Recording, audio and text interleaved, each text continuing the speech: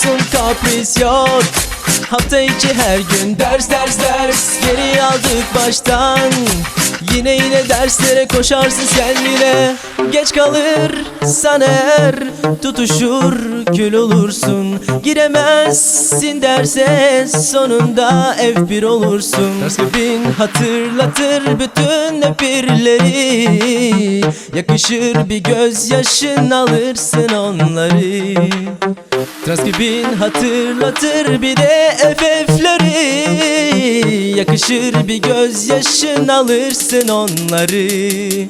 Kabine gireriz kabine, çeviririz ama çok yanına al sözlük yanına, çeviririz ama çok yanına al kitap yanına, çalışırız ama çok kabine gireriz kabine, çeviririz ama çok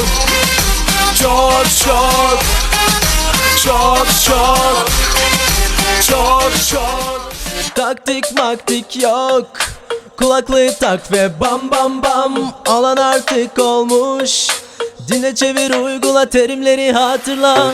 Takılırsan eğer her şeyi unutursun. En basit sözlerin arasında kaybolursun. Hafızan hatırlatır dönem ödevini. Yakışır bir gözyaşın yaparsan enleri. Arkadaş hatırlatır bir de ödevleri. Yakışır bir gözyaşın yaparsan enleri. Kabine gireriz kabine, çeviririz ama çok yanına al sözlük yanına, çeviririz ama çok yanına al kitap yanına, çalışırız ama çok kabine gireriz kabine, çeviririz ama çok çok